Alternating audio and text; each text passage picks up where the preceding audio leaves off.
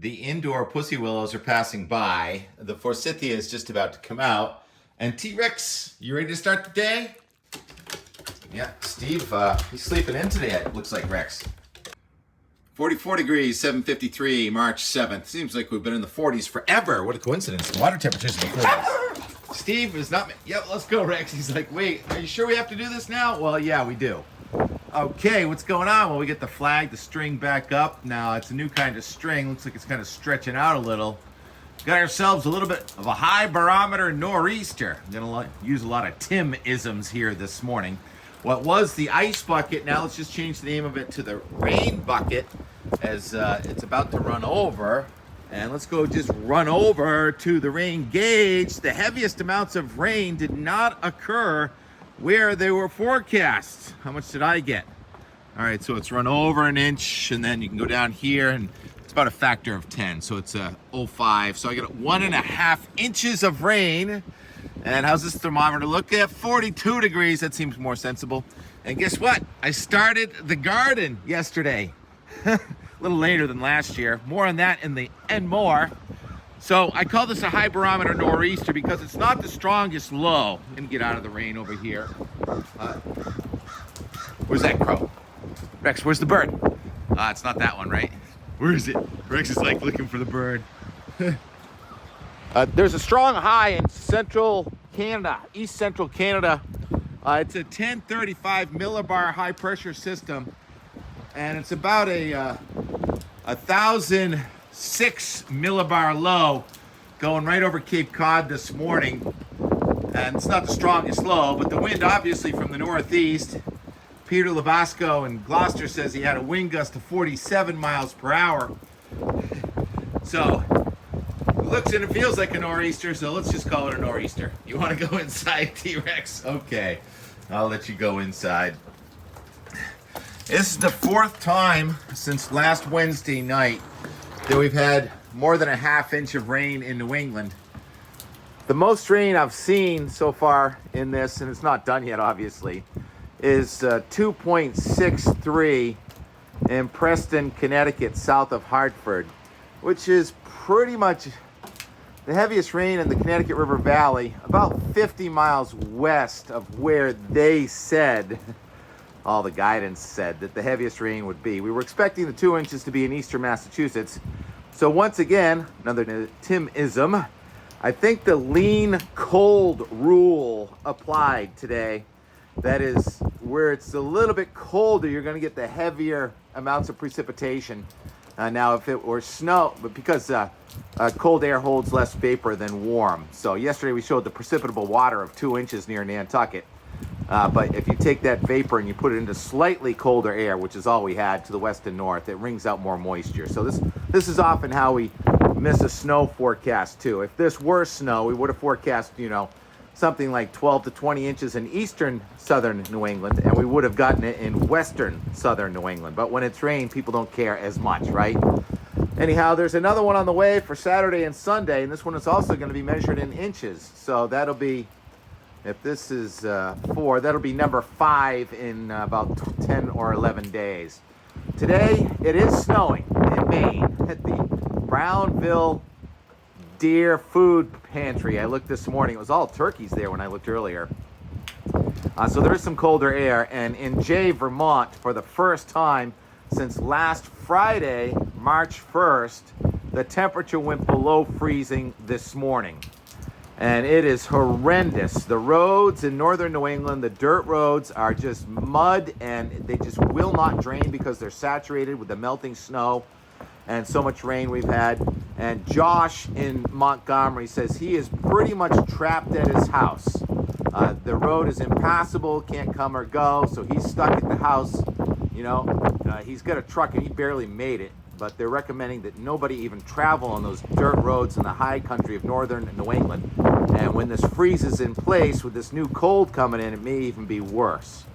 So what happens, this low gradually pulls out. I think it stays gray and wet and damp, but the heaviest rain is done in southern New England. The rain, snow in Maine will be winding down this afternoon. Tomorrow, Friday, we're kind of in between systems, but here's the next one. Look at it on the surface map. Just a tremendous amount of green rain stretching from the Great Lakes right down to the Gulf of Mexico. So we're going to tap the Gulf of Mexico again, and cold air that's kind of in place or moving in place now is going to be lifting out, and this is going to be a huge challenge to make this a snowstorm. But most of the guidance is bullish on more snow than rain in central and northern New England and the higher elevations. So let's do it.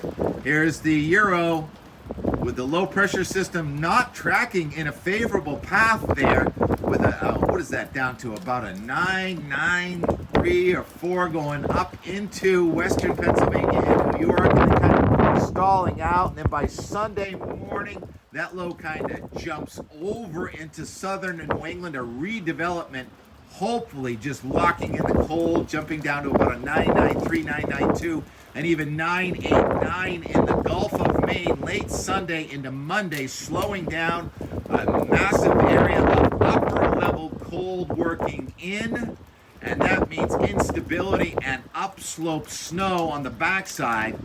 And that's a Sunday, Monday, into perhaps Tuesday in parts of northern New England event with much colder air coming in. Now, I've heard some irrational exuberance coming from my friends in northern New England showing me pictures of their apps on their phone with 15 to 30 inches of snow. Well, it's not going to be easy, I'll tell you. It's marginally cold. Elevation is going to play a huge role, but here's the snowfall forecast. I'm going to keep it wide. I have to keep it wide because it's still too early to try and be specific and show the close-up. There's today's snow is gone, leaving Maine with some fresh new snow, and then the next batch of snow really doesn't start accumulating until Saturday night. So it's a Saturday night, all day Sunday, but it's raining in the valleys, and the rain snow line is going to be quirky. Could be raining and snowing in northern Vermont, mostly snowing in New Hampshire and Maine, as the warm spike tries to come into the center of the decaying low, and then it all changes back to snow. And we end up with, I think, more reasonable amounts or 6 inches lower elevations, and then maybe 12 to 15 in the favored higher elevations, from Mount Mansfield to Jay, and hopefully Sugarloaf and Cannon. I'm hoping that this survives. I hope these ski areas survive. Bodie Fest being next weekend. Is anybody going to turn the snow guns on when that cold air comes in next Sunday and Monday? That'll be interesting to see too. I think a few people may try and make snow to keep the ski season going. But this is ugly. And yeah, Chris Carlton in Maine says, I've been seeing a lot of ski seasons, but I've never seen ski seasons where like places like Camden Snowball is closing in the first week of March. I said, what about 2012? He said, even that year, it wasn't the first week of March. All right, duly noted. My fingers are freezing right now, so the cold air is back. We're in a cold wave, minor warm intrusion coming in on Saturday, and then a cold wave continuing Sunday, Monday. And then you want to see the rest of that Euro 10-day. Looks like a high pressure that's so cold comes in Tuesday and goes south of us Wednesday, so that'll mean a warm-up. And then you've got these lows coming across in southern Canada and the northern parts of the United States, and we're very close to the cold air and the warm air, so more action, but not as active as this week for the second half of next week. And some of the even longer range guidance, you look out at the GFS, it goes out more than 10 days. See, I don't show that because I don't want to blow the forecast for more than 10 days out, but there is an Arctic boundary in southern Canada around St. Patrick's Day, and what's it called? Vernal equinox is early this year. I think it's on the 19th. And at that time, we're going to have Arctic air on our doorstep is how it looks. So, all right, I'll just leave you with this and the in more in the garden yesterday. When it started raining, I started planting. Okay, talk to you tomorrow. Oh, look who just decided to show up after sleeping in. You saying you want to go out the door now? I doubt it. It's not so nice. I think Rex has the idea over here. Just kind of lay down and watch it rain from inside. Yeah, no. Let's just stay inside. Good. 4:15. I don't know, about 50 degrees. Temperature's been going up and down with the breeze. Not much going on now, but it's about to start raining pretty hard again. So why not clean this up a little bit? I don't see any heavy frost or freeze coming in. Put some seeds down. Yeah, let's get the garden started. First thing is get those leaves down here so you can move these ones out of the way. And look at that. The worm's just automatically there. Even the leaves just hardly decayed at all. So move these over to here, move these down here, and we'll have fresh loam over here that I'll add as the season goes on. Mother Nature sure just wants to survive. Hydrangea, look at the hydrangea that was underneath the leaves. Already green buds. And then these buds are swollen too. Heavy, wet leaves. Doesn't take long to get huffing and puffing. You don't have to even plant chive, it just kind of appears. This was underneath 2 feet of leaves. And I don't know what lives down there. I'm gonna get some critter cams this summer. And this I thought was catnip last year. I have a feeling it's just mint. Is mint and catnip the same thing? And 15 minutes later, we're ready to plant. Gotta go to the store. Peas and lettuce and I don't know, whatever else I think of. I don't really plan that much. Just I get some seeds left over from last year too. Down here is the rescue part.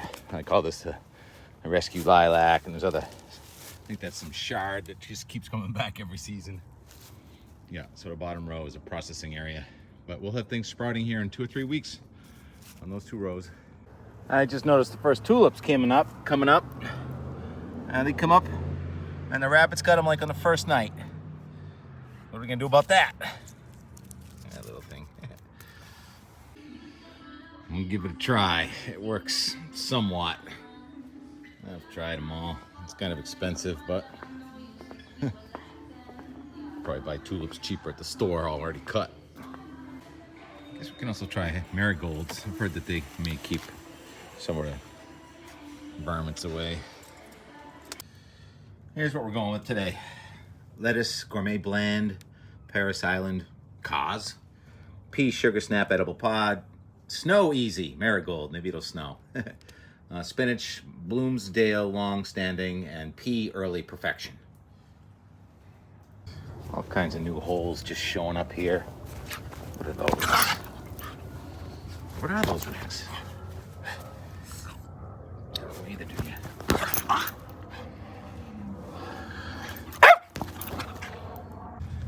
Not much method to my madness. I just kind of put them around and I'll just kind of poke them in. Get a little poker. Poke them in, cover them up a little bit with some of the fresh warm chow, and then I get some leftovers. Let's be very careful how we plant those.